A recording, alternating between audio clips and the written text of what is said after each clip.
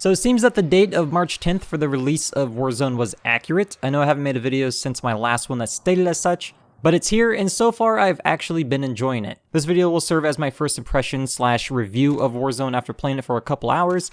These opinions might shift over the next couple of days or weeks, but here it is. There's a lot of different mechanics compared to Blackout, and a lot of them are great. I don't get the same urgency to loot in Warzone, but I'm not quite sure if that's a good or bad thing yet. It means enemy teams are also not looting as much, and therefore it might be harder to catch off guard. Weapon customization is predetermined based on rarity, and you don't really have to fight for inventory space. Gold guns will of course be fully kitted, or you can get a supply drop to switch to your own personal loadout.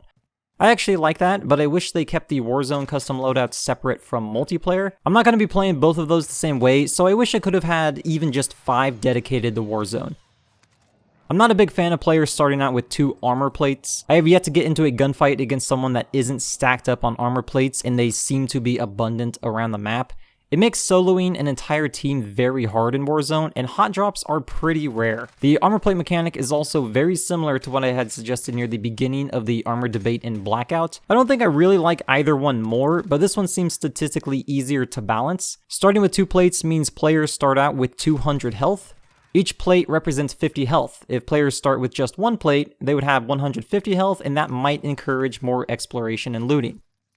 Solo squads in this game is much harder to pull off. Speaking of, there is only the option to play in 3-man squads. I don't like the lack of a solo mode. This was a big problem for me at the start of Apex Legends, and it seems like Warzone has decided to do the exact same thing, but according to some people, there's a legitimate reason that might be under NDA. Hopefully we get a solo mode because that could be a lot of fun. I also hope we get big team battles as well. Vehicles don't get a ton of usage so far from what I've seen. This is a huge map that should encourage vehicle use, but people seem to just stay away from them. My guess is because they are giant beacons telling everyone where you are, and this game is definitely more tactical than Blackout was. One of my main concerns was streaks being used in a battle royale, but they aren't as bad as I thought they would be. I've yet to be hit by any, and I've only managed to get 1 kill. Granted, it's still the first day, but I don't think it's going to be an issue. In fact, getting the final kill with a cluster strike or precision airstrike could be pretty funny. The Gulag is an absolute win in this game. It's a great feature that gives you a second chance if you can win a 1v1, but even if you lose, your team can buy you back into the game. So don't quit out if you die, or even if you lose your 1v1 in the Gulag. Things can turn around rather quickly. If I had to name one issue that I wish could be addressed in Warzone right now, it would be the close range time to kill. Long range gunfights give you enough time to react and plan a counterplay,